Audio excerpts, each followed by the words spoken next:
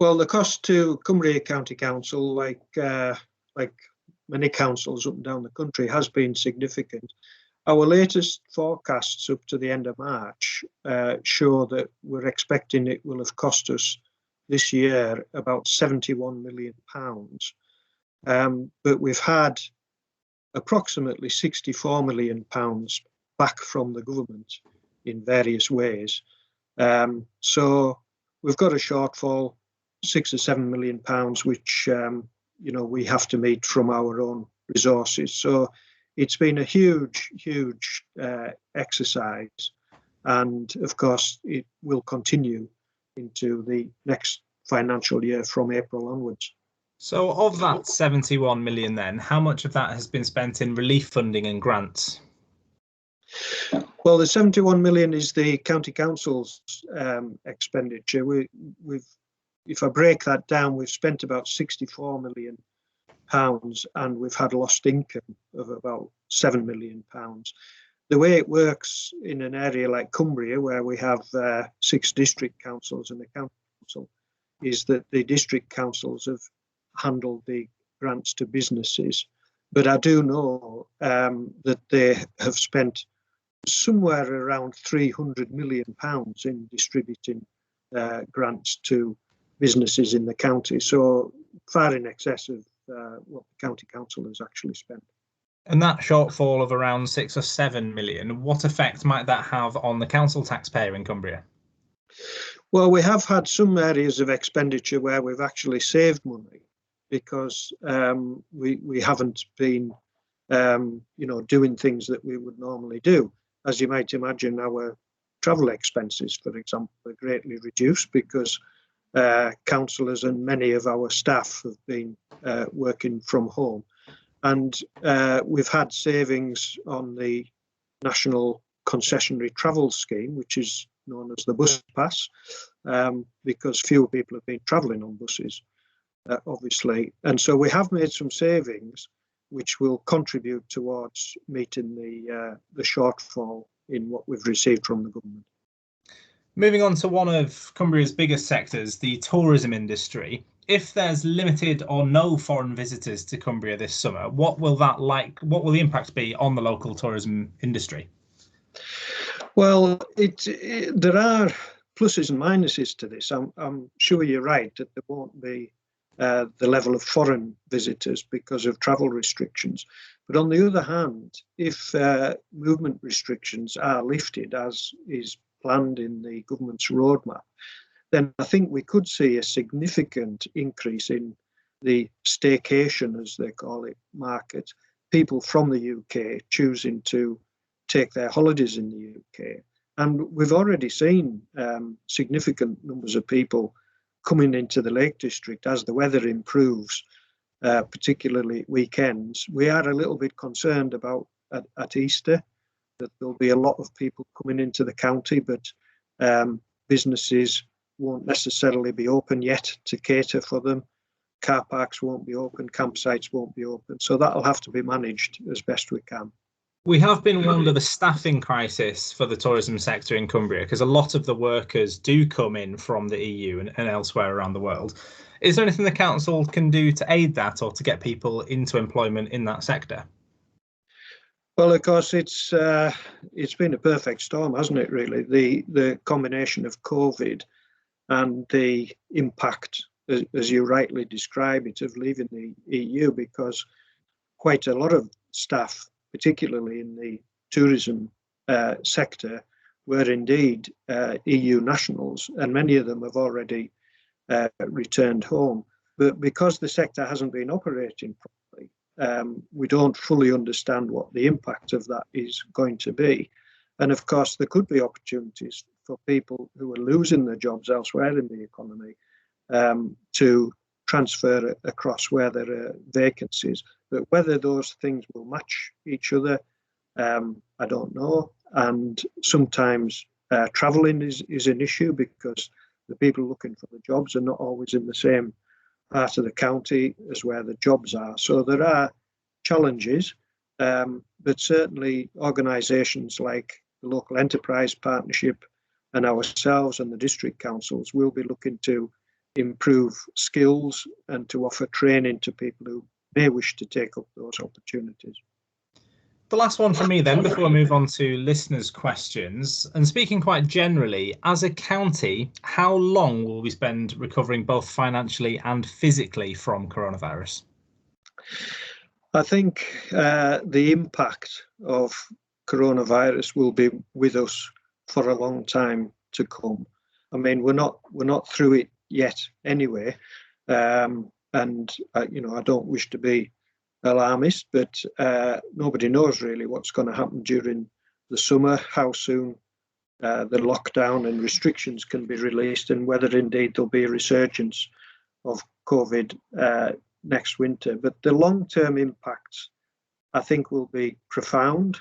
The impact on our economy, I think it will lead to significant structural changes in the way that businesses operate. For example, I think we'll see a lot more online activity, as has been generated during the COVID crisis. But also a great concern that we have as a county council is some of the legacy impacts of the lockdown on issues like people's mental health. There are staff who've been working right on the front line, not just in the NHS itself, but in social care. And we're already picking up people with post-traumatic stress disorder as a result of the pressure that they've been under. And these things will take a long time to address.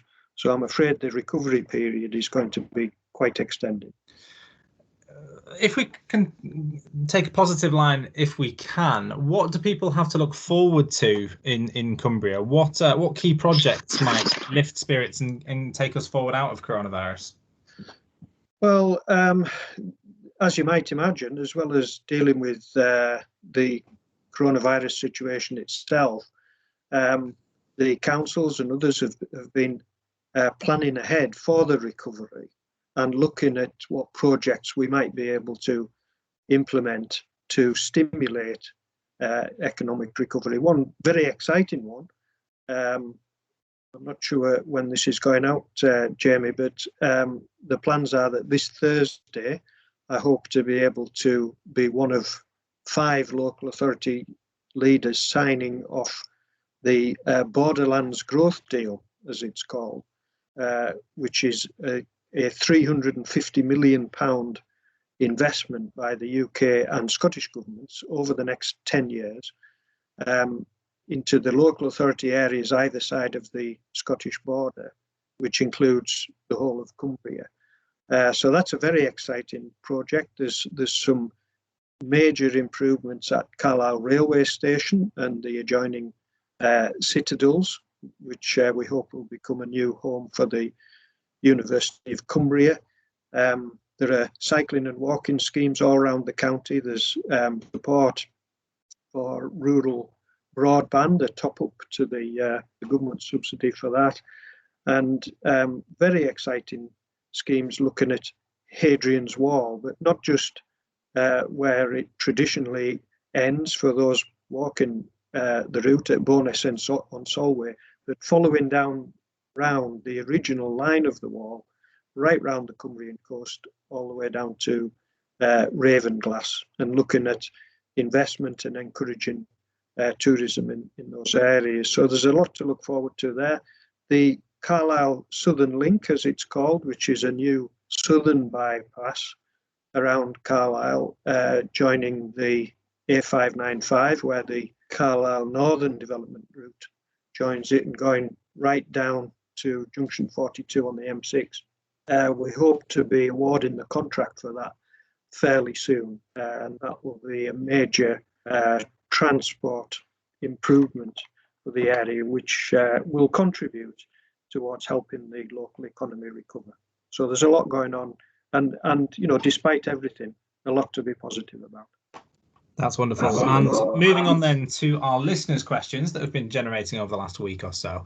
So Kenny James is a local pub owner. He wants to know if you're doing anything to push government to allow pubs to open sooner.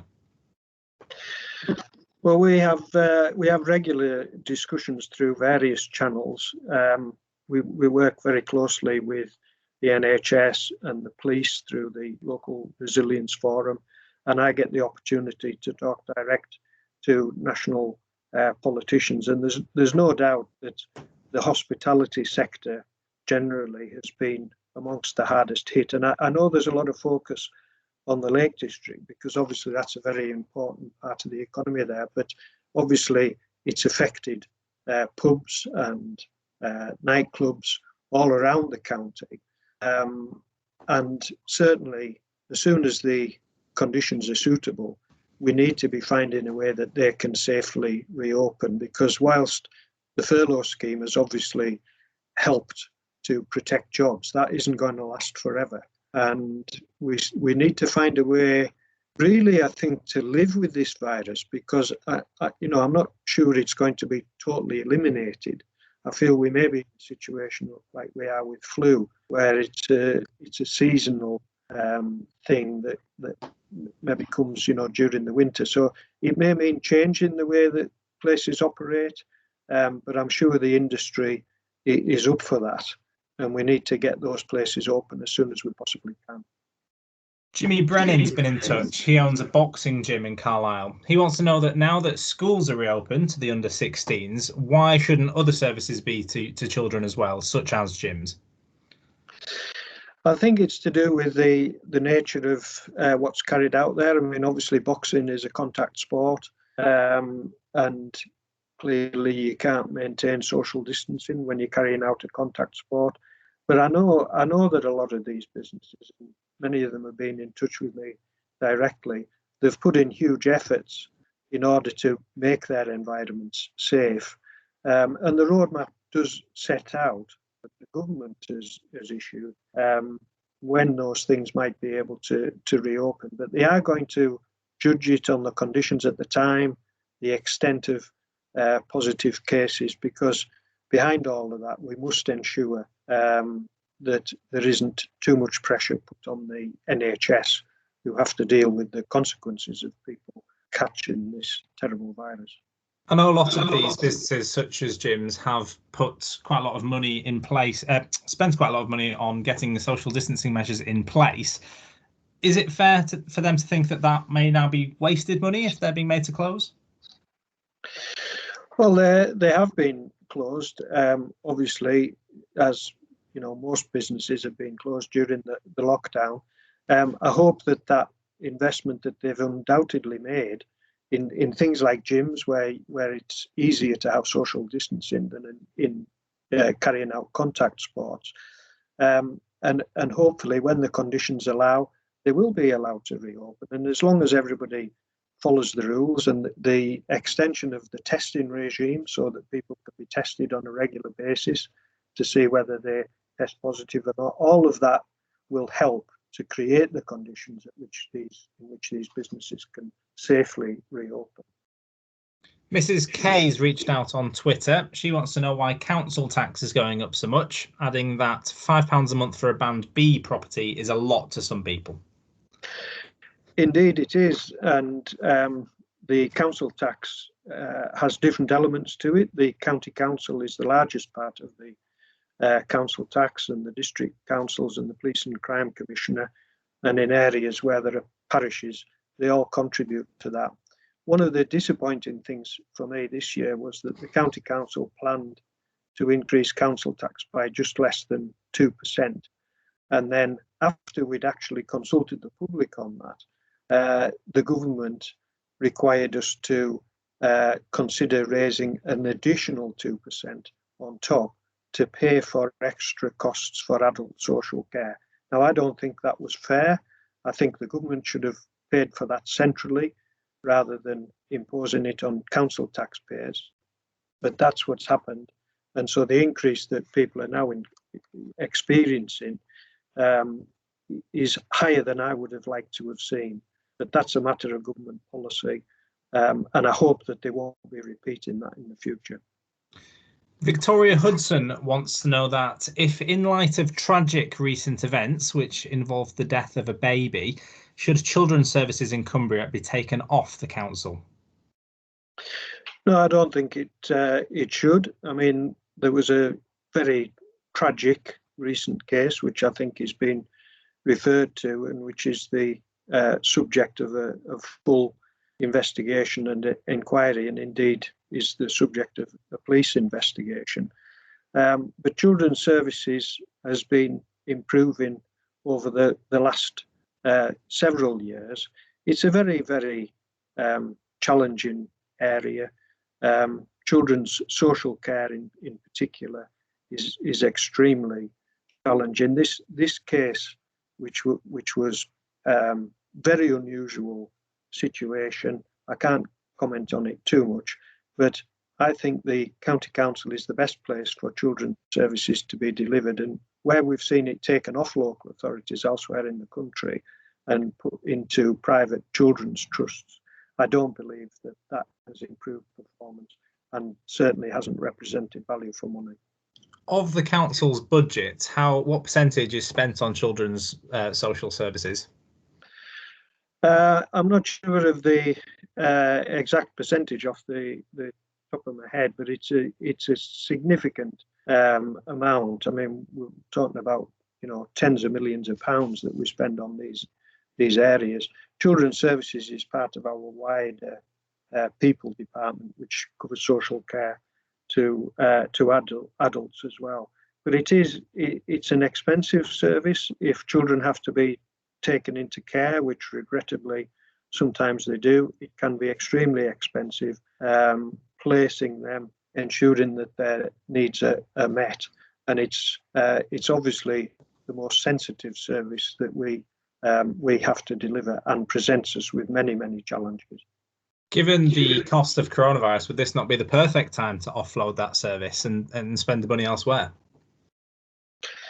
Well, when you say offload the service, we would retain responsibility for the outcomes of that service. That's the legal position.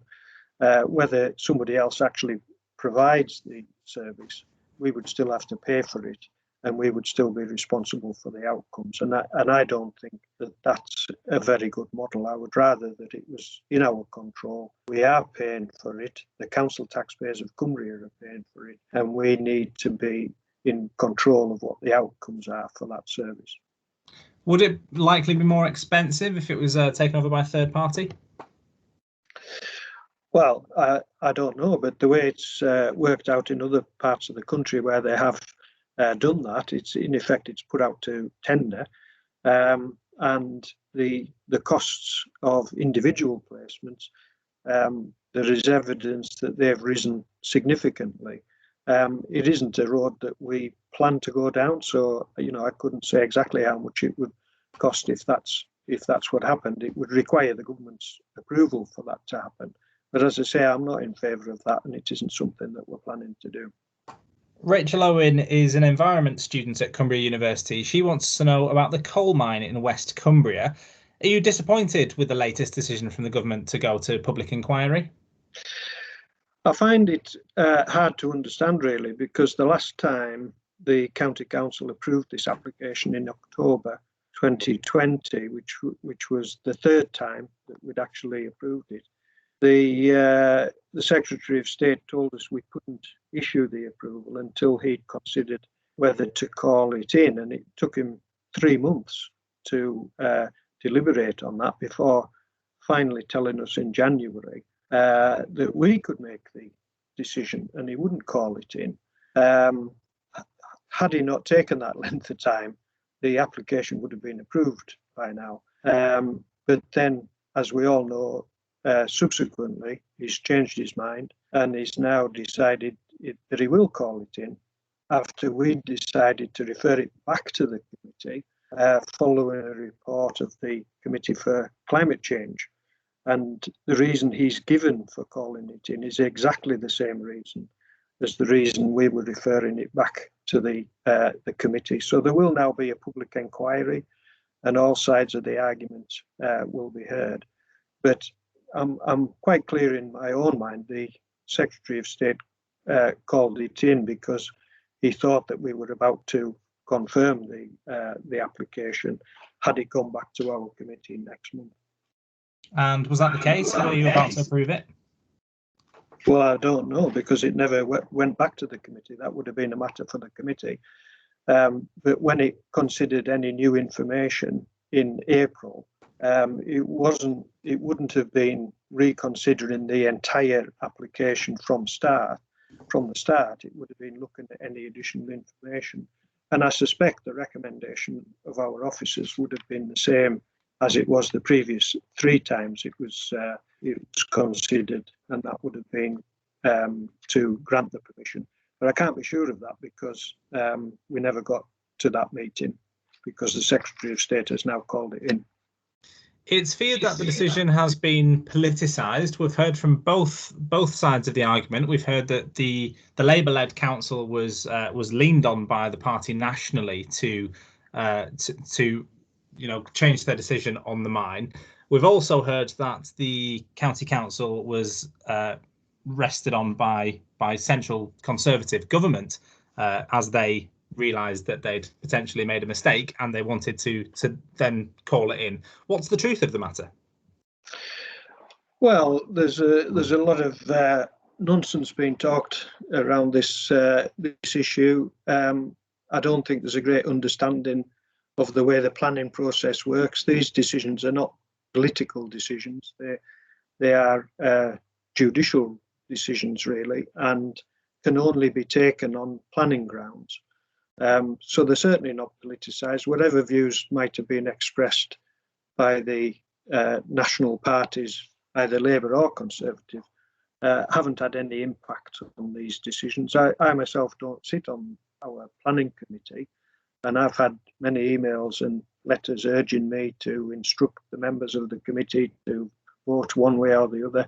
And I have to tell your listeners that I'm not able to do that. Even if I tried to do that, I suspect it wouldn't have any impact, because the elected members who sit on that committee have to consider the information in front of them and come to a judgment, which can be difficult at times. But this application, it came to us first in 2017. It was subsequently, there was a major change to the application, and it had to be heard again. So it's taken a long time to get to this process. And if the government, as a result of the public inquiry, ultimately decides to reject the application, and we don't see that coal mine in West Cumbria, then I think they have a moral obligation to create alternative employment for the people in West Cumbria, because it isn't fair that they should pay the price as part of a wider political agenda that clearly this government is engaged in. As the leader of Cumbria County Council, as a local man yourself, do you want the mine to go ahead? I think that would have been a matter for the Development Control Committee. I know people think that politicians should have a view on these things, but this was a planning application. It isn't an investment that the County Council was making. It's a private company who submit a planning application.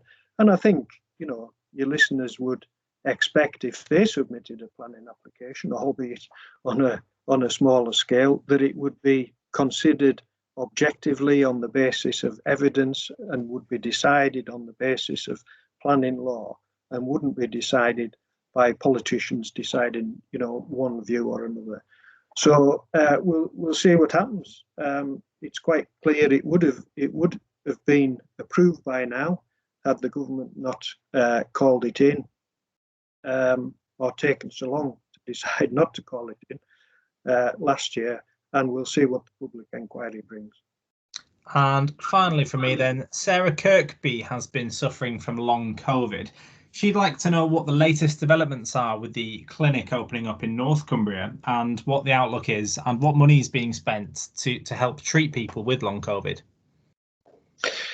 Well, that would be a question more for NHS colleagues, but there is a lot of concern about the evidence that's emerging about the long-term effects of this, and I think it'll be quite some time before that's fully understood.